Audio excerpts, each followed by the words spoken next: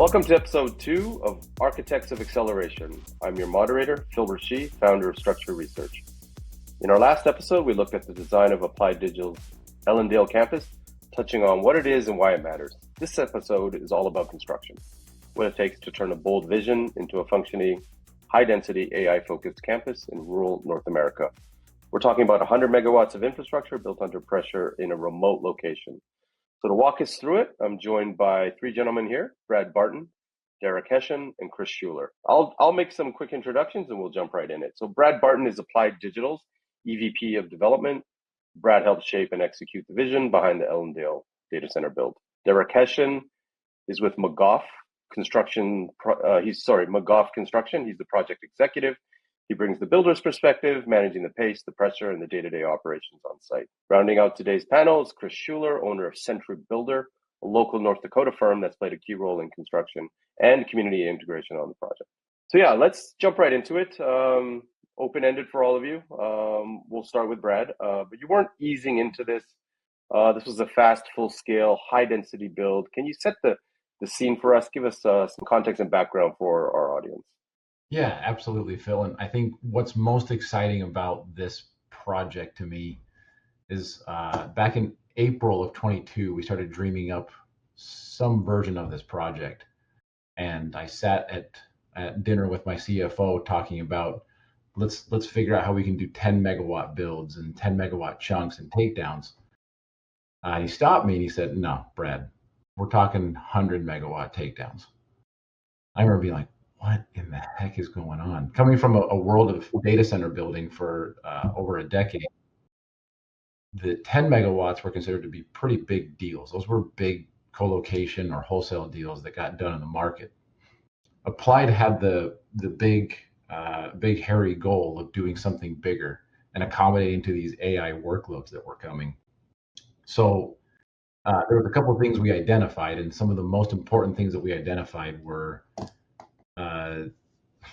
really designing it right, building it right, and speed to market. We'll talk a little bit more about that in the series today. But really, to do all those things, we had to find the right partners, and we were fortunate enough to already have a good relationship with Chris here at Century Builders, and we were able to scour the market and find a local North Dakota firm in McGough Construction with Derek here. Yeah, just maybe talk a bit about Brad, maybe just the timeline expectations versus the actual speed, kind of how you kind of geared the project for the expectations that you have customers that have significant time to market considerations and requirements. Precisely. Good. Yes. So if you rewind back to early 2023, that was the launch of ChatGPT, and it felt like it was the gold rush. Timing was everything. So being able to have a house for a lot of these new hyped up NVIDIA servers, whether they were H100s or H200s, was key.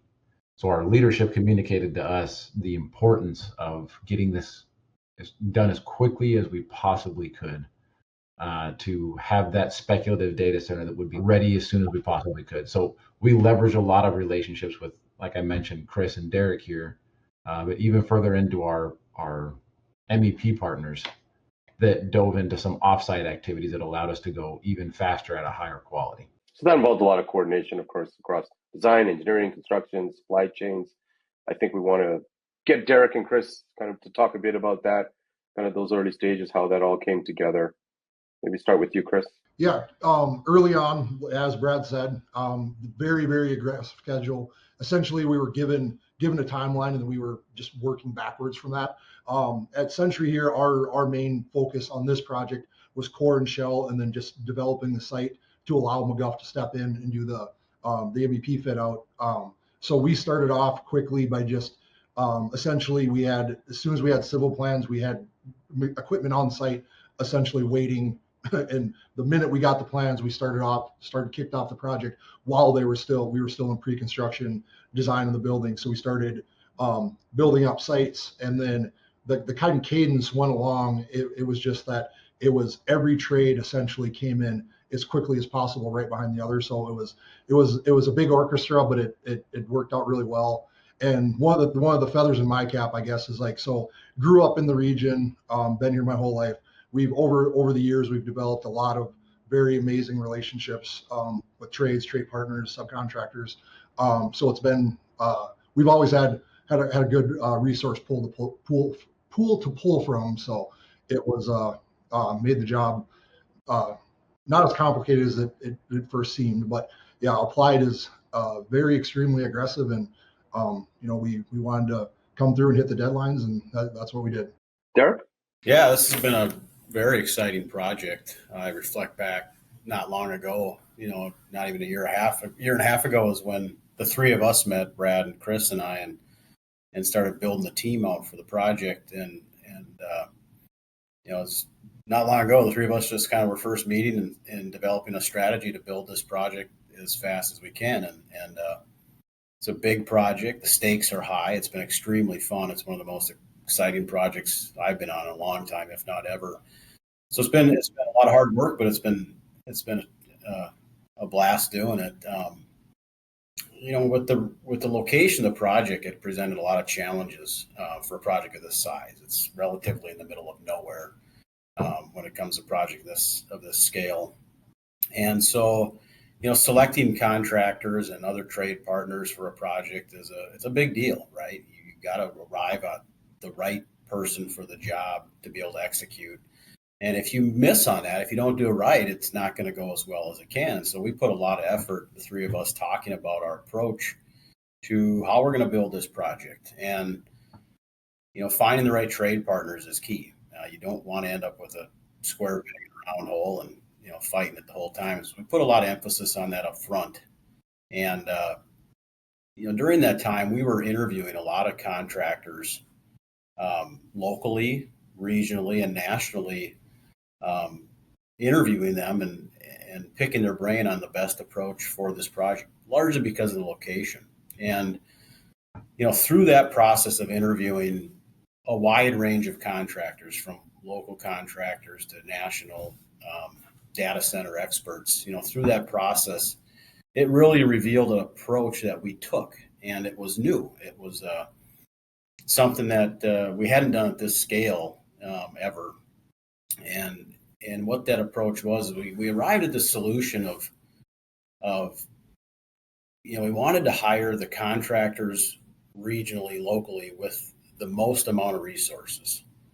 But also we wanted to hire contractors that really were the subject matter experts in data center construction. And we kind of weren't finding both of those all in one solution at this location. And so, through that process of discussions and interviews and looking at the design, we arrived at this multifaceted approach of combining multiple contractors together to complete the project.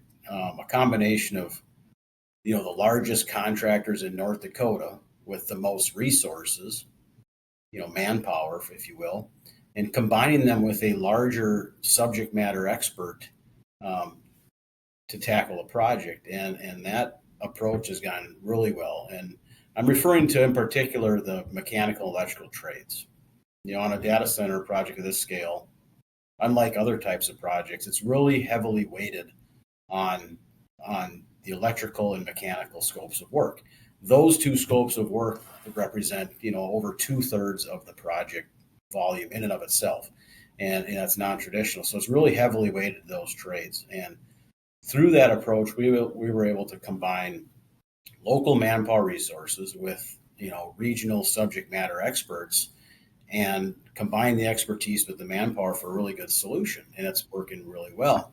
And through that process, one of the strategies was to use offsite prefabrication. And with that, I think I can say with confidence that we've effectively diverted, at least 25% of the project to being manufactured off-site and then brought into site and installed. And so that has, lessened the burden for the resources needed on-site, in particular by transition off-site. It's combined data center subject matter experts for planning and pre-construction and prefabrication with the local horsepower to put it in. And that is what I think is attributed to the success of where we're at with the construction schedule today, by and large. Yeah, those are great insights. Brad, you want to touch on some of obviously building in a place like Allendale has its challenges. Do you want to talk about some of the other elements, some of the other challenges in terms of kind of putting all this together? Derek hit on it pretty well of having to balance local and national resources. I think what's awesome about North Dakota, uh, internally we joke that we're a winter construction company. We have built. This is our third campus we've built in North Dakota, and every single one has broken ground in September or later, uh, facing these harsh winter conditions. What's been awesome is I think we've had a lot of due diligence firm come through and ask a lot of questions of where you're getting the workforce. You look at the total population of the state or the surrounding states within a couple hundred miles, and it's not a highly populated area. Being able to get people to the site was a concern. Getting people to work during the winter was an even higher concern. But as I've been at Applied for the 3 years I've been here, every single winter, North Dakota just breeds them different. They're tough, strong, working individuals that even in negative temps, they're out there working to the best of their ability, putting things together. Is production as fast as it would be in a major metro? No, because it's cold and it's different.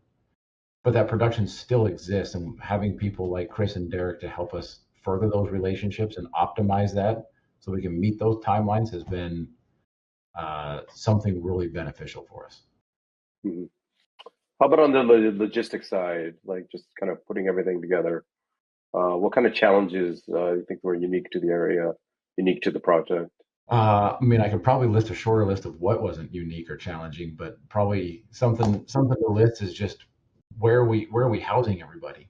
Again, I'll go to the um, resource-driven folks of North Dakota figuring things out.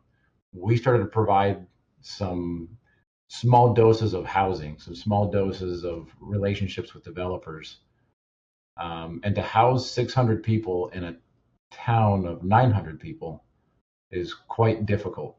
Um, they have managed to find rooming and accommodations in a lot of different locations, um, keeping on the people aspect. But as far as materials and storage, Derek and Chris here have also leveraged local relationships to get some storage buildings built on site. Not only inexpensively, but also at a quality that I don't think I've even seen here in Dallas, Texas.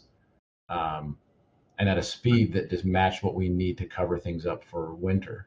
So we kind of became a self-sustaining community on site where we're storing a lot of our, whether it be OFCI equipment, whether it be CF, owner furnished contractor installed equipment, or we're um, storing just other materials needed for the construction.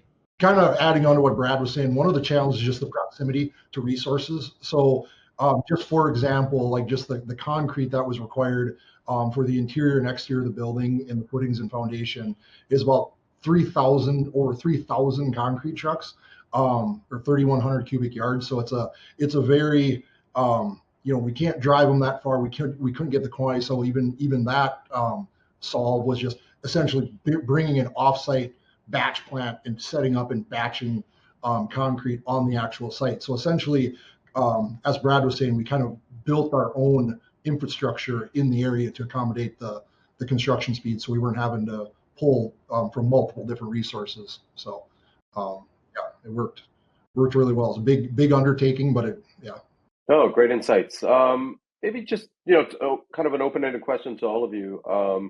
But if you could maybe talk about just the role of the community and coordinating with the community, local partnerships, the permitting process, anything that you think that our audience would think was interesting or we could learn from as it relates to this project. The important part is we want to let the city of Allendale and the Dickey County know that we're not just some developer from Dallas that's just coming in and putting a project in to make money. We're, as you kind of see all over our social media outlets, we're building homes, we're improving roadways, we're kind of going all in. We're moving our people there to live full time, be invested in the community. You kind of have to go all in. You have to develop their way of life and build with them as opposed to just following some rules that they might have? We're running about 600 trades on site on the project at any given day. Okay.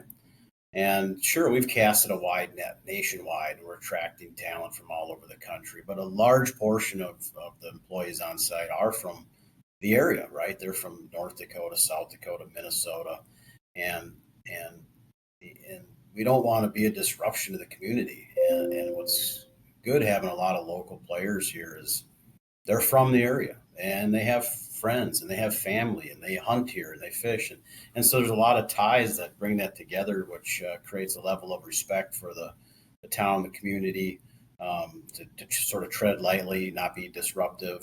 But to Brad's point is, yeah, we've effectively doubled the size of the town just on this construction project alone.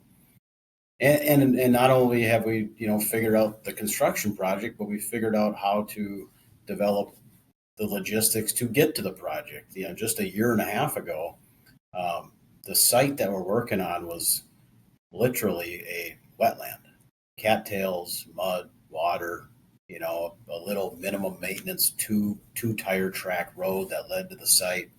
And if you go out there now, as we near completion of the first phase, it's like an entire city of its own. So kind of two parallel paths. At the speed we're going, we're onboarding people, we're procuring materials, we're starting the project while simultaneously planning the infrastructure to support. Go back a year and a half ago, we're doing manpower projections and understanding what we're going to need on site, and we're putting in temporary parking lots and temporary roads, and we're drilling wells to serve the batch plants, and we're building a separate building just to serve lunch in, and the office and trailer complex. So we really took the site from absolutely nothing, wetland, farmlands, cornfields, to what we have today, which is a fully functioning city with, able to support in excess of 1,500 people on site for the future builds. And while trying to silently do that while not disrupting the community is it's exciting, it's fast, it's big, and you just have to follow your intuition sometimes, make decisions, and move forward.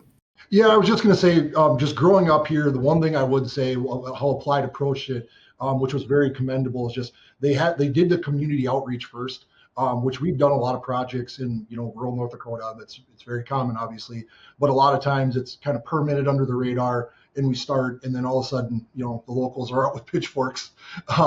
So it was awesome to see. So we didn't really deal with any of that.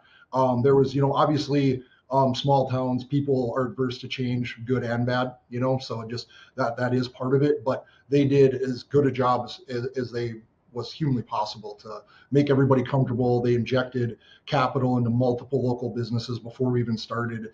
Bowling alleys, just making sure there was food service, making sure these local entities just had the resources available to accommodate, this influx of people coming in. So yeah, it was worked really well for everybody. Great insights. Wanted to kind of drill a little further into the construction aspect of the project. Obviously, this was a very unique project, but we wanted to kind of get your sense, all three of you, kind of what construction challenges were tied kind of specifically to the design and the AI focus of the design. So from a design point of view, AI, kind of a good buzzword for parallel computing. Parallel computing allows things like ChatGPT or a lot of other intelligent workload items to work. That requires liquid cooling to the racks. That requires higher density compute, which means more weight. So even as Derek talked about prefabricating a lot of our mechanical and electrical offsite and shipping them in as skids, we also Chris worked pretty hard to work on prefabricating a building.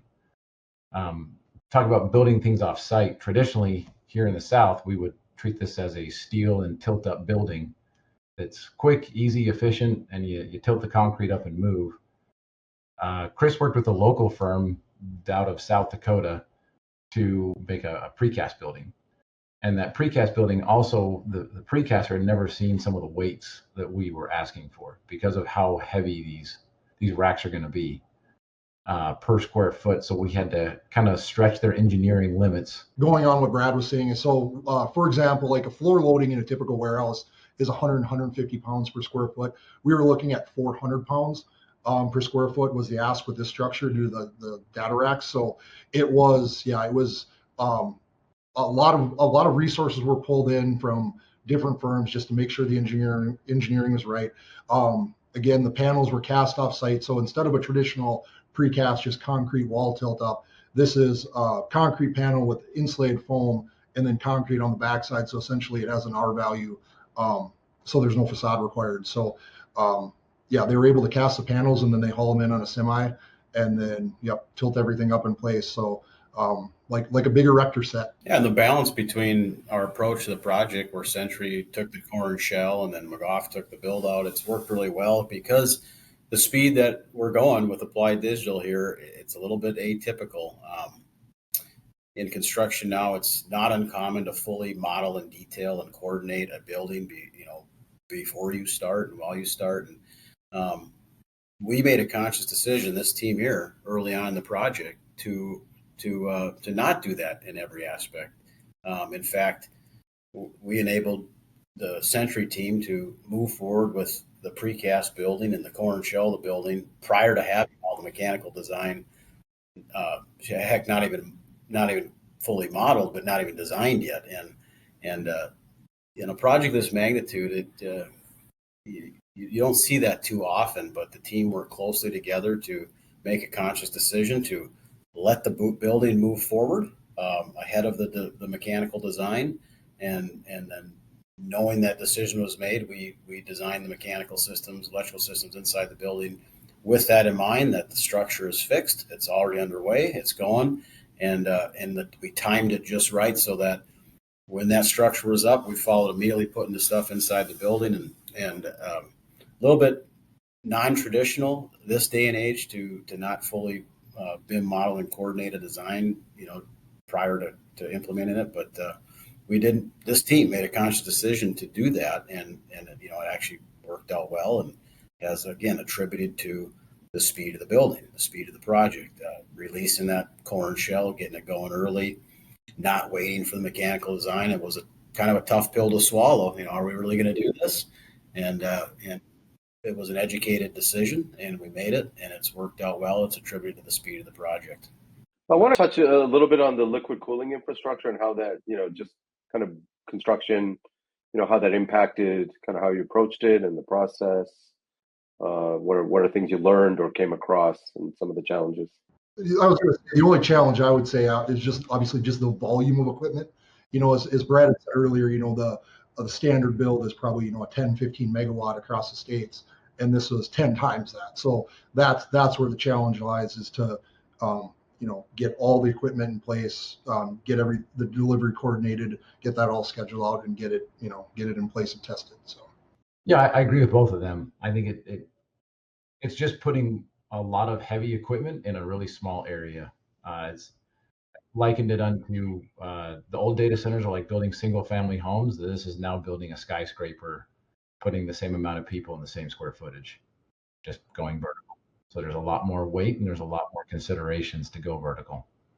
A project like this does involve a lot of equipment, right?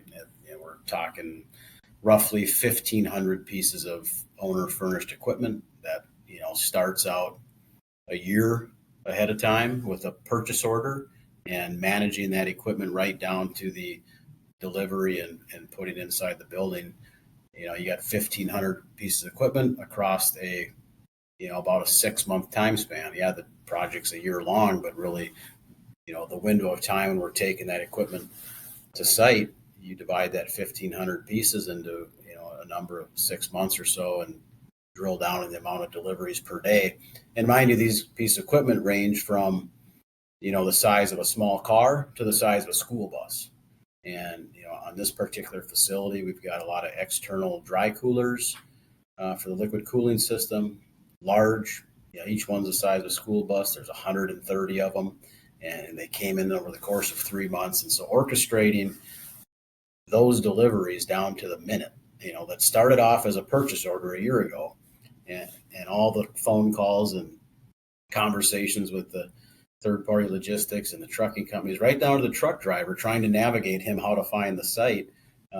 There's just an extreme amount of coordination that goes into that in a short amount of time. Wanted to just kind of turn the clock back a little bit to the beginning of the project. Obviously we've talked about Ellendale, not exactly on the data center map radar. It was a bold move, but what would you say? Looking back a little bit, what made Applied and the partners that you brought in, what made you say, yes, we're going to build this now at this scale here. We're just going to do it. We're going to do what hasn't, not hyperbole, what has not been done before. I would say it's the vision and risk tolerance of our CEO, Wes Cummins. I think he had the vision, knowing that there was a need and there was going to be a massive constraint. So he would take the side of informing the market on why North Dakota is a viable new data center market, while we took care of the design and the construction and the implementation of it. At the time, no one was doing something like this. And I still venture to say that no one is developing a singular 100 megawatt IT load dedicated to such a high density of liquid cooling. There's a lot of flex conversations out there where people can go from low density to high density as they progress. Wes saw the vision that we needed a space for high density right off the bat.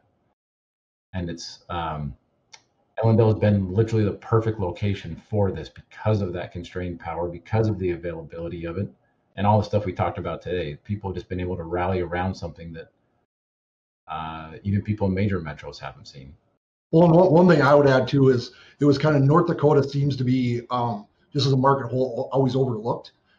It's one of the unknown, but it's one of the top 5 energy producing states in the United States. Our oil, natural gas, coal, and then we have significant amount of wind energy through our wind towers. And then the state produces about half as much energy as it uses. So there's overabundance of energy. It's cheap energy compared to other markets.